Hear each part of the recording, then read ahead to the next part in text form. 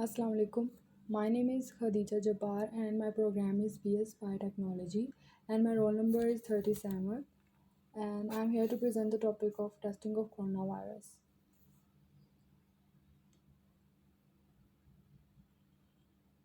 Since December last year, the coronavirus has spread nearly all over the world, causing hundreds of thousands of deaths as countries ramp up testing capacity to identify patients and bring the disease under control.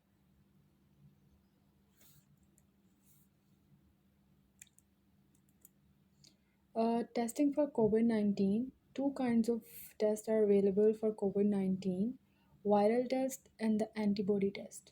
A viral test tells you if you have a current infection, an antibody test tells you if you had a previous infection. An antibody test may not be able to show if you have a current infection because it can take 1 to 3 weeks after infection to make antibodies. We do not know yet if having antibodies to the virus can protect someone from getting infected with the virus again or how long that protection might last. Who should be tested?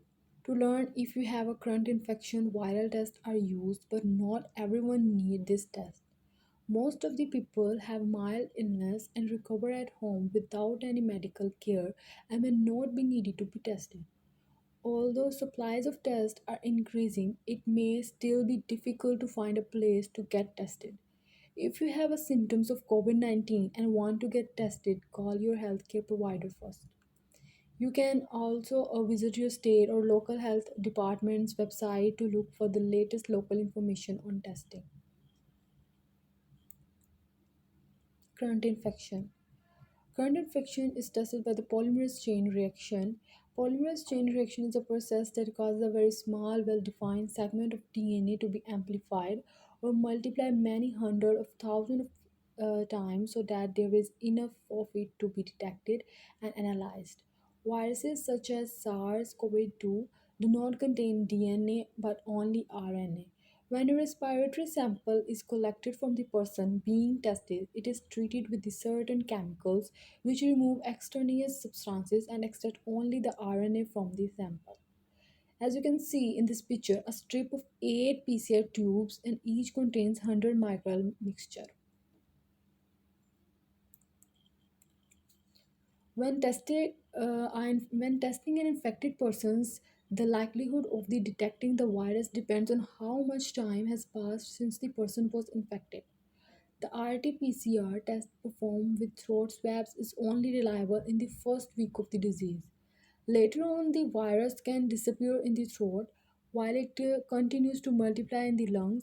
For infected people, testing in the second week, alternatively, sample material can then be taken from the deep airways by suction catheter or a cuffed material can be used. This is the picture of a PCR machine. Transient medium. Saliva has been shown to be common and transient medium for virus transmission, and results provided to the FDA suggest that testing saliva may be effective as nasal and throat swabs. The FDA has granted emergency use authorization for a test that collects saliva instead of using the traditional nasal swab. It is believed that this will reduce the risk for healthcare professionals, will be much more comfortable for the patient, and will enable quarantined people to collect their own samples more efficiently. These are the pictures of testing nasopharyngeal swab and throat swab.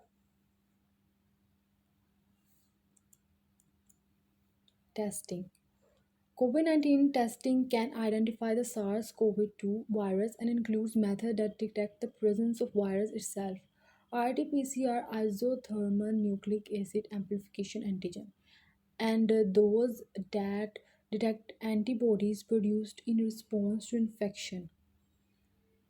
Detection of antibodies can be used both for diagnosis and population surveillance.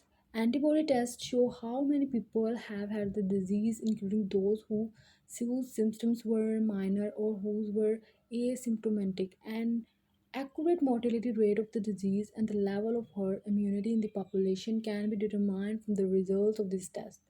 However, the duration and effectiveness of this immune response are still nuclear, and the rates of false positives and false negatives must be duty factorized into the interpretation.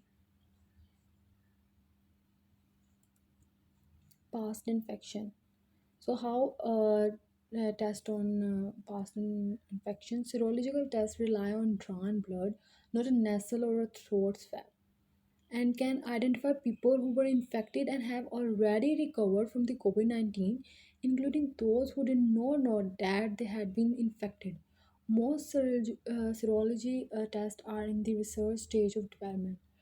Serological tests are diagnostic methods that are used to identify antibodies and antigens in a patient sample. Serological tests may be performed to diagnose infections and autoimmune illnesses, to check if a person has immunity to certain diseases, and in many other situations. This is the picture. A blood droplet is collected by pipette,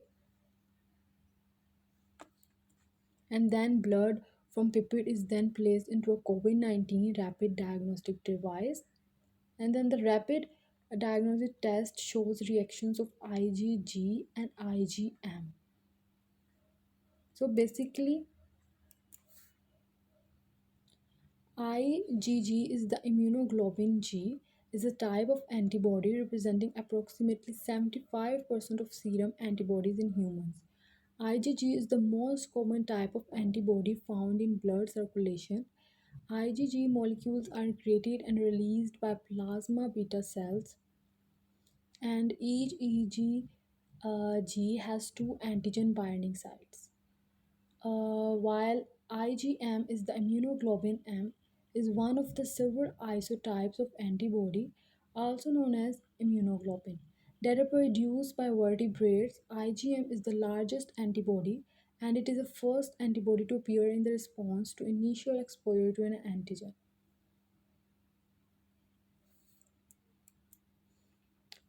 In overall Punjab, these are the facility conducting tests for coronavirus, as you can see in the slide. And in the last, I would like to say that stay home, stay safe. That's all from my side. Thank you so much.